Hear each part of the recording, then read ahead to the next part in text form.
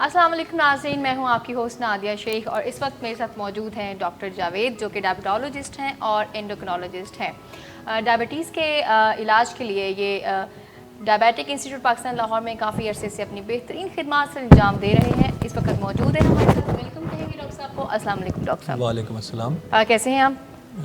Fine हूँ मैं, ठीक ठाक। आज का जो हमारा टॉपिक है हम उसकी तरफ चलते हैं। आज हम ओबेसिटी पे यानी मोटापे पे हम बात कर रहे हैं। आप हमें बताइए कि मोटापा हम कब कंसीडर करेंगे, किसको कहते हैं मोटापा और ओबेसिटी क्या है? मिस नादिया, जो भी हम डिज़ीज़ जब हम एक्सप्लेन करने लगते हैं तो मैं सबसे पहले कहता हूँ कि डिज़ीज़ की एक डेफिनेशन बना ली जाए। जब हम उसको डिफ़ाइन कर देते हैं तो उसके बारे में अवेयरनेस बेहतर हो जाती लोगों की। इसी तरह से बहुत से लोग जो एक दूसरे को जो कह सकते हैं कि आप ओवरवेट लग रहे हैं, आप हेल्दी लग रहे हैं, मुख्तलिफ वर्ड यूज़ हो रहे होते हैं, आप स्मार्ट लग रहे हैं, तो मैं समझता इन सब की डेफिनेशन करना ज़रूरी होता है। ठीक है। तो अगर हम डेफिनेशन करना चाहें मोटापे की तो हम उसमें दो चीज़ों को कंसिडर करते हैं, हाइट को भी कंसिडर करते हैं और वेट को भी कंसिडर करते हैं। फॉर एग्ज़ाम्पल, अगर किसी पर्सन को हम ये कहते हैं और उसका किसी पर्सन का कद जो है वो 5 फीट है, तो उसका अगर जो वेट है वो उस 5 फीट के हिसाब से ज़्यादा है तो हम उसको ओवरवेट या उसको ओबीस कहेंगे। मेजरमेंट होती और ऐसा भी हो सकता है कि एक पर्सन का जो कद है वो 5 फीट 9 इंच हो तो वही वेट उसके लिए उतना ज़्यादा ना हो, तो इसलिए हाइट की भी इन्वॉल्वमेंट ज़रूरी होती है। तो जब हाइट और वेट को एक कैलकुलेशन में ले आते हैं तो उसको हम BMI कहते हैं। ठीक है। बेजल बॉडी मास इंडेक्स कहते हैं। ठीक है, ये जो बॉडी मास इंडेक्स है ये डिफाइन करता है कि मोटापा क्या है, ओवरवेट क्या है, वगैरह वगैरह। ओके। अब अगर आप देखें कि कौन से लोग ऐसे हैं जो स्मार्ट है, तो जिनका BMI 18 से लेके 25 तक है वो स्मार्ट है। ओके। लेकिन इस पे ज़्यादा खुश होने की ज़रूरत इसलिए नहीं है कि हम एशिया में रहते हैं और एशिया में अब ये कहते हैं कि आपका BMI 23 से ऊपर नहीं होना चाहिए। ठीक है। हालांकि हमारी माँ यहाँ पे ज़्यादातर जब बच्चे थोड़े स्मार्ट लगते हैं तो उनको कहती है कि तू तो पुत्र खादा पीदा कुछ नहीं, तो कमज़ोर हो गया, मुँह वेख अपना। हालांकि हमारे चमे मुँह चूहे की तरह रखना चाहिए, यानी BMI लेस देन 23 रखना चाहिए, अपने आप को स्मार्ट रखना चाहिए। पतला और जो इस तरह का जो लड़का होता है वो ठीक रहता है। और जो BMI 25 वो बेसिकली दुनिया के लिए यूज़ होती है ये सारी टर्म, लेकिन पाकिस्तान में या एशिया में आप 23 की कट ऑफ लेते हैं। अब जब 23 और 30 के दरमियान जब आप आ जाते हैं तो आप ओवरवेट है। राइट। अब आप ओबीज अभी भी नहीं है, दिस इज जस्ट ओवरवेट। यहाँ पे चबी और ओवरवेट में चबी कहेंगे उसको कि थोड़ा सा वो, हाँ इस तरह कह ले। जैसे किसी को कहते हैं ना कि प्री डायबिटिक है, तो आप समझ लें जो इसका जो ओबीज अभी नहीं है, प्री ओबीज जरूर है वो। ठीक है। तो अब वो BMI 23 और 30 के दरमियान हो गए, और फिर कुछ लोग होंगे जो 30 से ऊपर BMI के होंगे, उनको हम ओबीज भी कहेंगे, उनको हम मोटापे की बीमारी का शिकार कहेंगे। ठीक है। इसको मैं बीमारी समझता हूँ, ये भी एक बीमारी है बहुत बड़ी।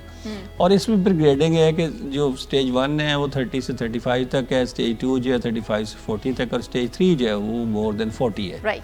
कई लोग ऐसे भी मिलते हैं जिनका BMI अक्सर 40 से ज़्यादा होता है।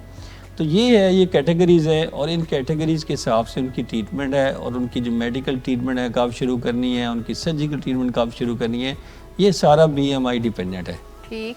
ज़्यादातर हमारे जो पाकिस्तान में हम पॉपुलेशन देखते हैं डायबिटीज़ के साथ आती है, वो BMI 31 से लेकर 35 के दरमियान होती है। उनमें से कुछ परसेंटेज है वो 40 से ऊपर BMI रखती है। ठीक है। और ये लोग जो हैं वो बहुत सारी मोटापे की कॉम्प्लिकेशंस का शिकार होते हैं। अब आप अगर बात करें कि ये जो मोटापा है या जो ओबेसिटी है, इसकी कॉम्प्लिकेशंस क्या हैं, इसके साथ क्या मसाइल खड़े हो सकते हैं? डॉक्टर साहब सॉरी टू इंटरप्ट यू, मैं समझती हूँ कि हम इससे पहले इसकी रीज़न पे बात कर लें कि मोटापे के रीज़न पहले बात कर लेते हैं। आप बिल्कुल हमें कॉम्प्लिकेशंस बताइएगा। बहुत सारे लोग जब ये भी बात है कि जब पेशेंट्स आते हैं तो वो कहते हैं हमारा डॉक्टर साहब वेट बढ़ता जा रहा है, हम खाते पीते कुछ नहीं है। अच्छा, कोई भी बंदा ओवरवेट या ओबीज मैंने आज तक ऐसा नहीं देखा जिसने ये कहा हो कि डॉक्टर साहब मैं जो है वो ज़्यादा खाता हूँ और मेरा वेट भी ज़्यादा हो रहा है। ठीक है।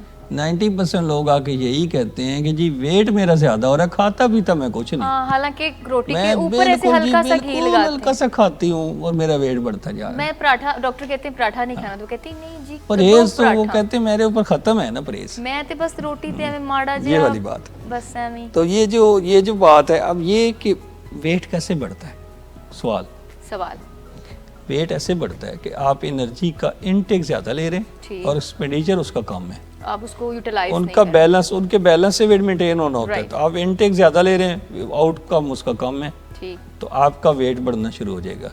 कोई भी ऐसा दुनिया में ओवरवेट बंदा नहीं है या ओबीज पर्सन नहीं है जिसकी हम इनटेक 1000 कैलोरीज पे ले जाएं और उसका वेट कम ना हो।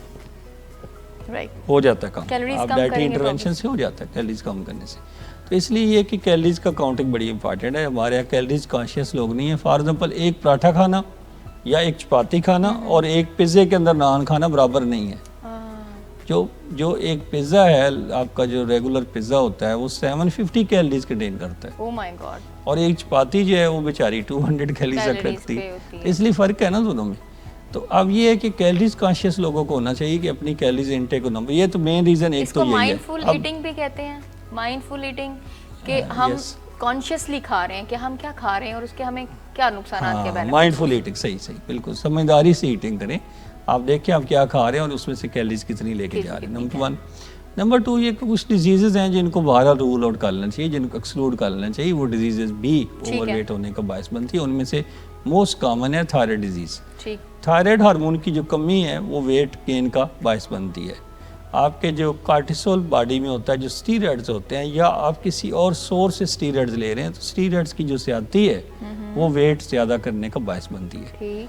फिर आपकी डिजीज़ आ जाती है जो जेनेटिक डिजीज़ होती हैं। उनमें कई सारी ऐसी सिंड्रोम्स कुछ होती हैं बच्चों में जिनकी वजह से उनका वेट ज़्यादा होता है। एक लेप्टिन नामी केमिकल है जिसकी डेफिशिएंसी हो तो वेट ज़्यादा होता है। तो ये लेप्टिन नामी केमिकल पे काफ़ी एक्सपेरिमेंट्स किए गए हैं कि उसको केमिकल को कहीं बाहर से रीजनरेट किया जाए या इंजेक्ट किया जाए वगैरह वगैरह, ताकि ट्रीटमेंट की जाए अपने मुताबिक। ये भी एक रीज़न हो गई। और इसके अलावा साइकोलॉजिकल रीजंस हैं, फैमिली जेनेटिक रीजंस हैं। आपकी फैमिली में कई लोग होते हैं वो बहुत कुछ खा लेते हैं लेकिन उसको कंज्यूम भी कर लेते हैं। अच्छा डॉक्टर साहब, एक रीज़न मैं अभी आप रीजंस की बात करें तो ऐड करूँगी। हमारे यहाँ त्यौहार बहुत ज़्यादा होते हैं, मतलब पाकिस्तान में यानी एशिया में ख़ास तौर पे ईद है, बकरा ईद है, ये है वो है, शादियों पे रिवाज है खाने हैवी बनाने का, फिर वो बाकायदा खीर बन रही है, गजरेला, ये वो सारी चीज़ें। तो अगर हम कहीं चले भी जाते हैं तो बड़ी टिका के कोई मेहमान नवाजी की जाती है। और अगर आप परहेज़ पे भी हैं या आप बीमार हैं तो फैमिली के लोग अंडरस्टैंड करने के बजाय आपको मोटिवेट करते हैं थोड़ा सा तो और खा लो।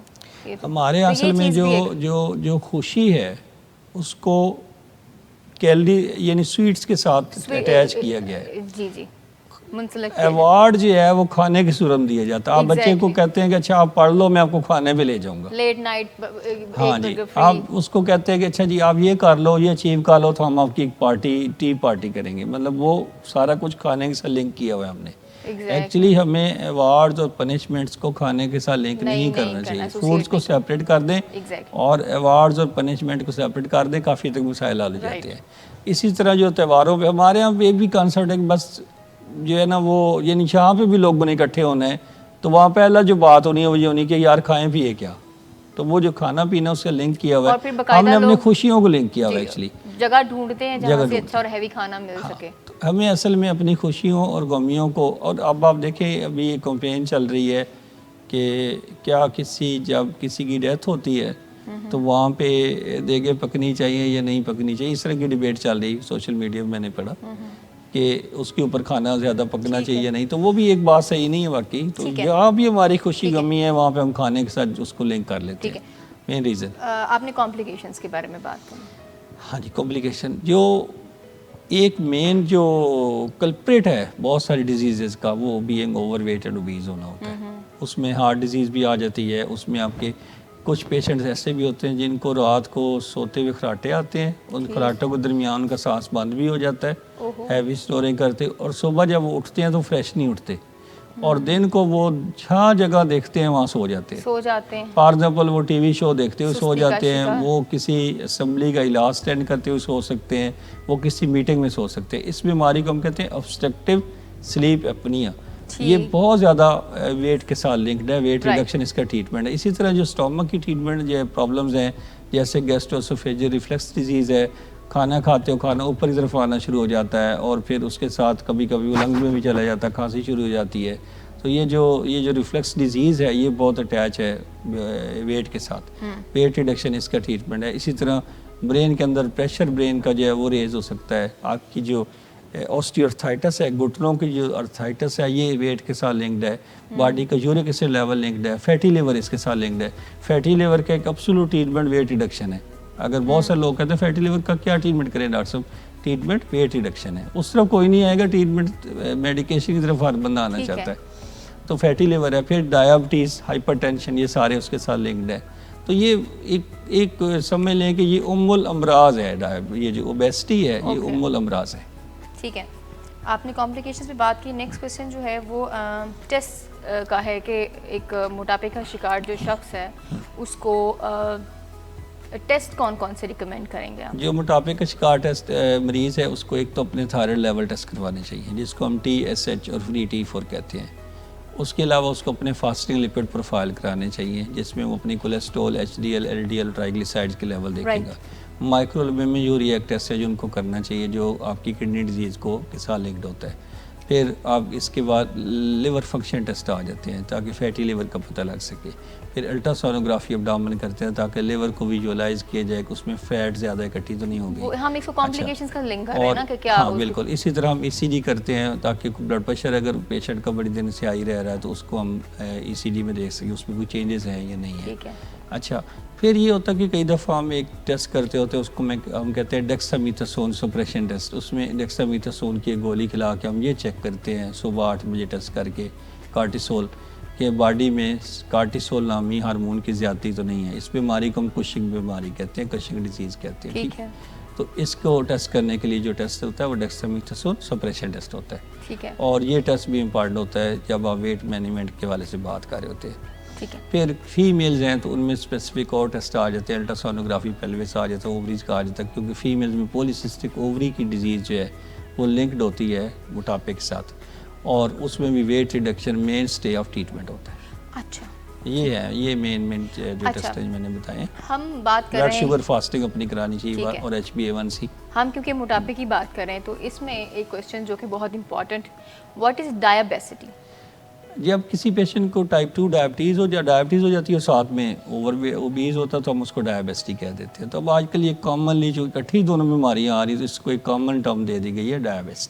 ठीक है, और ये डायबिटिस अब जो है वो पहले तो ये कहते थे नहीं मोटापा भी थोड़ी सी यंग एज से आगे बीमारी थी, मिडिल एज की। अब ये बीमारी जैसे फीमेल अक्सर कहती थी कि हमारे जब ये जो है बच्चे बड़े हो गए तो अब हमारा वेट गेन हो गया, ऐसे हो गए। तो एक्चुअली ऐसा नहीं। अब जो वेट गेन है उसकी 13, 14 और 10 ईयर के जो बच्चे हैं, ये जो एडोलेसेंट हैं और जो चिल्ड्रन हैं, इनमें वेट बहुत बढ़ता जा रहा है। ठीक है, इसकी कई सारे रीजन हैं। मतलब उनका स्क्रीन टाइम बढ़ गया है, वो टैब खेलते रहते हैं, PS4 खेलते रहते हैं, अपनी फिजिकल एक्टिविटी कम करते हैं, साइकिलिंग का रिवाज खत्म हो गया। आपको याद होगा पहले ज़माने में लोग साइकिल में बच्चे उनके स्कूल भेजते थे, किलोमीटर। अब वो साइकिलिंग ख़त्म होती जा रही है। इसके बाद बच्चे जो हैं वो वही वाली बात के जंक फूड तो वैसे भी खाते हैं, माँ बाप के पास टाइम नहीं है कि उनको खाना बना के दे सके, और कैलोरीज कॉन्शियस होते हैं, माँ बाप अलग फ़ोन पे लगे होते हैं। सही कह रही।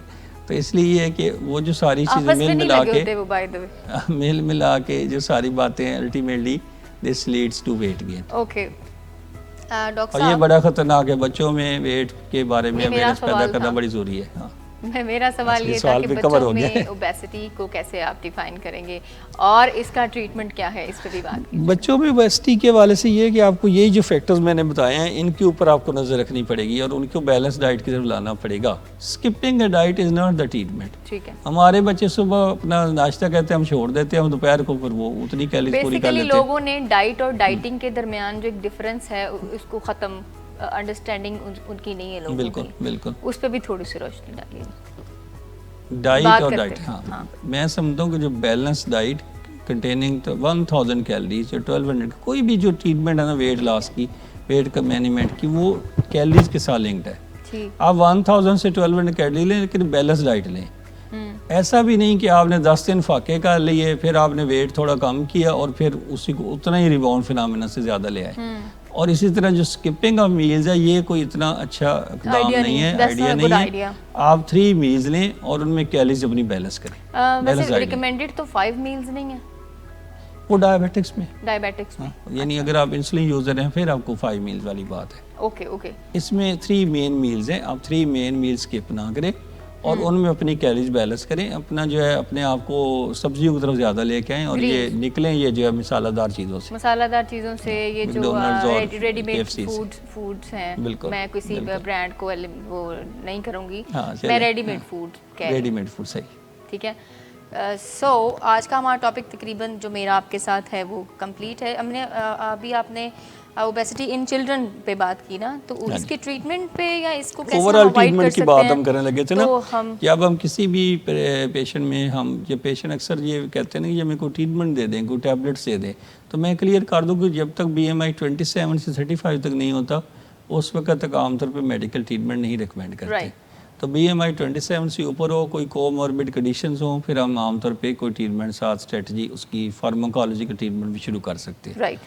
अब फार्माकोलॉजिकल ट्रीटमेंट्स क्या हैं? एक इंजेक्टेबल ट्रीटमेंट है जिसको हम लिराग्लुटाइड कहते हैं और वो विक्टोजा के नाम से अवेलेबल है, और उसमें आपका एंडोक्रिनोलॉजिस्ट उसके बारे में डिसाइड कर सकते हैं कि कब और कैसे दी जाए और कितनी डोज दी जाए। एक ये मेडिसिन है, और एक और मेडिसिन जो है जो एंटी कन्वल्सेंट्स में से है टोपिरामेट है, और उसके साथ कुछ और ड्रग्स को मिलाया जाता है। ये कम्बिनेशन बाहर तो अवेलेबल है, अभी पाकिस्तान में अवेलेबल नहीं है, बट उसका एक कंपोनेंट अवेलेबल है। ये वेट लूज करने में हेल्प करता है। फिर कुछ ऐसी मेडिसिन हैं जो आपकी फैट को अब्जॉर्ब नहीं होने देती, जिसमें ये ओर्लिस्टेट नामी ड्रग है, विद फ्यू साइड इफेक्ट्स, और डेफिनेटली आपको डिस्कस करने पड़ते हैं कि आपके साइड इफेक्ट कितने आएंगे और उसका बेनिफिट कितना होगा। तो ये 3-4 ऐसे ग्रुप्स हैं जो दिए जा सकते हैं। इसके अलावा फिर सर्जिकल मैनेजमेंट है जिसके लिए आप सर्जिकल के एक्सपर्ट से बात कर सकते हैं। बहुत शुक्रिया डॉक्टर जावेद, आपका हमारे साथ होने का, हमारा साथ देने का, और हमारे व्यूवर्स को मोटापे के बारे में आगाही देने के हवाले से आपने इतनी अच्छी बातचीत की, उसकी कॉम्प्लिकेशंस पे बात की, उसके ट्रीटमेंट पे बात की। लेकिन बात करते करते हम थोड़ा सा ये भी डिस्कस ना कर लें कि लाइफस्टाइल लोगों को चेंज करना चाहिए, अपना वॉक, एक्सरसाइज। बेसिक जो भी वेट मैनेजमेंट का फर्स्ट स्टेप है वो है आप अपनी कैलोरीज को जानें, क्या ले रहे हैं, पहले लिखें जो कुछ ले रहे हैं उसको सारे में कैलोरीज काउंट करें, आप इतनी कैलोरीज ले रहे हैं, फिर कैलोरीज को 1000 पे श्रिंक करें, 1/3 पोर्शन कम कर दें उसका, 1000, 1200, 800, ये एक रेंज है मुख्तलिफ लोगों की। डॉक्टर साहब की बातचीत आपने सुनी, बता रहे थे कि अपनी लाइफस्टाइल मैनेजमेंट से आप अपने मोटापे को हरा सकते हैं, ख़त्म कर सकते हैं, अपना वेट कम कर सकते हैं। नाज़रीन, हमारे साथ अभी तक तो डॉक्टर जावेद मौजूद थे, लेकिन अब एक नए मेहमान की बारी है जो कि हमारे साथ हैं, एक फ़ीमेल हैं जिनका नाम है डॉक्टर बिस्मा बिलाल, जो कि कॉस्मेटोलॉजी एंड प्लास्टिक सर्जरी की फील्ड से वाबस्ता हैं। हम उनसे बातचीत करेंगे। बातचीत करने से पहले हम उनको प्रोग्राम में खुशामदीद कहते हैं। अस्सलाम वालेकुम। वालेकुम अस्सलाम। डॉक्टर बिस्मा, आप कैसी हैं? मैं बिल्कुल ठीक, अल्लाह का शुक्र। अभी प्रोग्राम आप सुन रही थी, उसमें हम मोटापे के बारे में बातचीत कर रहे थे। जी। तो आप बीइंग अ डॉक्टर क्या समझती हैं कि प्लास्टिक सर्जरी को लेकर मोटापे के इलाज के लिए कौन कौन सी ऑप्शंस अवेलेबल हैं, क्या रिकमेंडेशंस हैं आपकी? एक्चुअली प्लास्टिक सर्जरी का रोल तब आता है जब लोग फिज़िकल एक्सरसाइज और डाइट्स और मेडिसिन यूज़ कर करके थक गए होते हैं, तब उनको जब वो नहीं कर सकते तो प्लास्टिक सर्जरी का रोल स्टार्ट होता है। प्लास्टिक सर्जरी में आगे से नॉन इन्वेसिव है। नॉन इन्वेसिव मतलब जिसमें कोई कट नहीं लगता और बगैर किसी कट के हम मोटापे का इलाज करते हैं, जैसे कि आजकल चल रहा है क्रायोलाइपोलाइसिस, फैट फ्रीजिंग, और वार्म आजकल वो आ गया है स्कल्पचर के नाम से है, और उसमें हम वार्म जो है ना, वार्म करके फ़ैट को डिज़ोल्व करके लिम्फेटिक सिस्टम से निकालते हैं। तो ये जो है हमारा नॉन इन्वेसिव में है कि बगैर किसी कट के मोटापे का इलाज इससे किया जाता है। अगर आपका BMI 35 से क्रॉस कर गया है तो ये नॉन इन्वेसिव बगैर कट के हम नहीं कर सकते, हमें फिर इन्वेसिव की तरफ जाना पड़ेगा, जैसे कि लाइपोसक्शन है, आप सबको पता है। इसके अलावा बैरिएट्रिक सर्जरी है जिसमें गैस्ट्रिक बाईपास किया जाता है, और एब्डोमिनोप्लास्टी है। ये हमारे पास इन्वेसिव ऑप्शंस हैं, और ये डिपेंड करता है कि मोटापा कैसा है, पेशेंट की कॉज क्या है और फैट कितना है, उसके लिहाज से हम डिसाइड करते हैं कि हमने उसके नॉन इन्वेसिव करनी है या हमने उसकी इन्वेसिव सर्जरी करनी है। लाइक BMI के ऊपर होता है ये, बिल्कुल। और इसके अलावा हमने थोड़ा अप्रोच रखनी होती है कि अब जब आप इलाज करते हैं सर्जरी से या इन्वेसिव तरीके, नॉन इन्वेसिव तरीके से, तो स्किन लटक जाती है। वो जो जल्द लटक जाती है वो बहुत बुरी लगती है, बिकॉज अगर आप जाते हैं इलाज के लिए, आप मोटापा कम कर लेते हैं, लेकिन आपकी जल्द लटक गई है तो उसका कोई फ़ायदा नहीं है उस तरह का, कि आपको जैसी बॉडी लोग कंटोरिंग चाहते हैं वैसे नहीं होती। तो हम लोग उसके लिए फिर RF है, रेडियो फ्रिक्वेंसी है, टाइटनिंग है, या वार्म स्कल्पचर के ज़रिए हम जो है स्किन को टाइट कर देते हैं ताकि वो अच्छी बॉडी कंटोरिंग आए। अच्छा डॉक्टर बिस्मा, आपने इसका जो मैंने क्वेश्चन किया बड़ा अच्छा आंसर दिया, लेकिन इसी जवाब से एक सवाल जो मेरे दिमाग में पैदा हुआ है वो ये है कि ये एक इटसेल्फ एक हेक्टिक नहीं बन जाता साइकोलॉजिकली एक शख्स के लिए कि वो एक तो मोटापे के शिकार है, फिर उसने वो ट्रीटमेंट की तरफ गया, फिर जब उसको वो रिजल्ट्स नहीं मिले उसको मज़ीद किसी और ट्रीटमेंट में जाना पड़े, जैसे आपने कहा कि उसे स्किन लटक जाती है तो it requires a new treatment as well. Actually जो हम लोग करते हैं, हम लोग को पैकेज बनाई करते हैं, हम वो ट्रीटमेंट जैसे लाइपोसक्शन की हम उसके साथ आरएफ कर देते हैं, तो उनके सेशंस और उनका आना जाना वो बहुत कम हो जाता है क्योंकि हम बिल्कुल साथ करते हैं उसके। अच्छा, इसके कोई साइड इफ़ेक्ट्स के बारे में बात करना चाहेंगी आप? साइड इफ़ेक्ट डिपेंड करता है कि आपने नॉन इन्वेसिव चूज़ किया है या इन्वेसिव।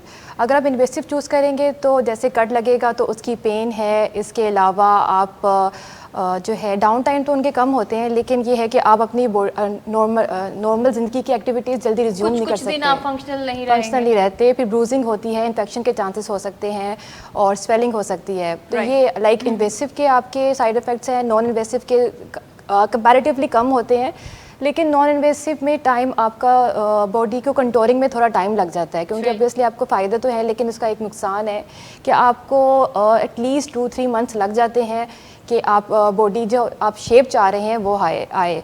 लाइक 24% फैट डिज़ोल्व होती है एक सेशन के साथ, वो एक अच्छा रेशो है, लेकिन स्टिल ये जो है इन्वेसिव की निस्बत थोड़ा स्लो है।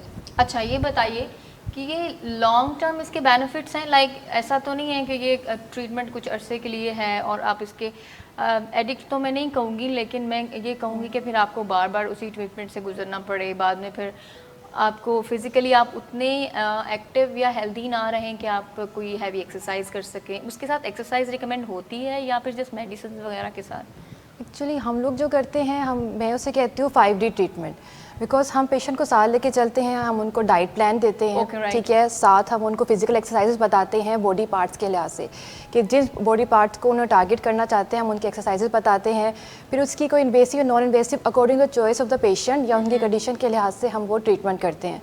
उसके बाद हम मेडिसिन्स देते हैं, जैसे कि सपोज़ किसी का अगर इम्यूनो कम्प्रोमाइज़ हो गया कोई बंदा या उसको कोई बैकग्राउंड पे मेडिकल कंडीशन चल रही है तो हम उसको भी साथ लेके चलते हैं क्योंकि हमने कोर्स को भी ख़त्म करना है। और फिफ्थ जो है हम करते हैं स्किन टाइटनिंग, जो हमने आपको बताया, तो ये कोलाज होता है। ओबेसिटी की ट्रीटमेंट हमेशा एक कोलाज होती है, ये ऐसा नहीं होता कि आपने एक चीज़ ली और आप पतले हो गए। आप अगर थोड़ा अप्रोच के साथ चलोगे, सब कुछ साथ लेके चलोगे, फिर आपको अच्छा रिजल्ट आएगा और साइड इफ़ेक्ट्स के बगैर। और आपने चूज़ क्या करना है, right technique for right patient at right time, ये हमेशा आपकी अप्रोच होनी चाहिए। जो है उनको भी देखना है कि हाँ जी, वो तो ऑब्वियसली पूरी पाकिस्तान में फैले हुए हैं, लेकिन लोगों को आज के मुझे लगता है हमारे लोग इतने अवेयरनेस उनमें आ चुकी है, वो इतने अक्लमंद हो चुके हैं कि वो जाके डॉक्टर से बात करके ये बिल्कुल अंदाज़ा लगा सकते हैं कि वो क्या है, क्वैक है नहीं है। अच्छा, एक आखिरी सवाल, आप क्या कहती हैं कि हर किस्म का इंडिविजुअल जो आपने ट्रीटमेंट्स बताए हैं उनके लिए सूटेबल होता है, या कुछ पेशेंट्स को आप डिनाई भी करते हैं, या उससे पहले कुछ कॉम्प्लिकेशंस अगर हैं तो उनको पहले ट्रीट करते हैं, एड्रेस करते हैं, या फिर डायरेक्ट आप उसको ट्रीट करते हैं? जी, हमने आपको बताया जैसे कि इन्वेसिव टेक्निक्स हैं। इन्वेसिव टेक्निक्स हम अगर कोई बंदा है जिसको डायबिटीज़ है और वो उसकी अनकंट्रोल्ड है, हम उसको कोई भी कट नहीं लगा सकते, इन्वेसिव कोई भी कुछ भी नहीं कर सकते। इसके अलावा हाँ जी, इसके अलावा ऐसे पेशेंट जिनमें खून रिसने का मसला होता है, उनका खून रिसता बंद नहीं होता, उनमें हमने इन्वेसिव नहीं करनी होती। इवन नॉन इन्वेसिव भी हमने सोच समझ के करनी होती है। तो डॉक्टर में और क्वैक में यही फ़र्क होता है कि डॉक्टर्स को पता होता है कि इसके क्या साइड इफ़ेक्ट्स आ सकते हैं, इसकी क्या मसले हो सकते हैं हमारे पेशेंट को, तो वो सब कुछ सोच के समझ के और पेशेंट की राइट टेक्निक के लिहाज से चूज़ करके वो करता है। और क्वैक्स फिर ऐसे करते हैं। तो मुझे लगता है कि आपको एक अच्छा अप्रोच वाला डॉक्टर किसी भी आप चूज़ करें, लेकिन आपको उसकी अप्रोच अच्छी होनी चाहिए ताकि पेशेंट का नुकसान ना हो। पेशेंट का फ़ायदा होना चाहिए लेकिन नुकसान बिल्कुल कोई डॉक्टर ये नहीं चाहता कि उसका पेशेंट ऐसे ही है, डॉक्टर कभी भी नहीं चाहे। यहाँ मैंने एक बात और ऐड करना चाहूँगा, वो ये है कि बहुत से लोग जब वेट लूज़ करने की कोशिश करते हैं तो वो फिर जिम ज्वाइन करते हैं। जिम, अच्छा, जिम में फिर ये है कि बहुत सारे उनको ट्रेनर्स जो हैं वो जो कि डॉक्टर्स नहीं होते, वो उनको मुख्तलिफ़ किस्म के ये जो है डाइटरी सप्लीमेंट्स लगाना शुरू कर देते हैं और उसके कई सारे नुकसानात होते हैं लिवर के ऊपर और किडनीज़ के ऊपर। मैंने कई केसेस यंग लोगों के देखे हैं जिसमें वो किडनी फंक्शन डिस्टर्ब आ गए, लिवर फंक्शन डिस्टर्ब आ गए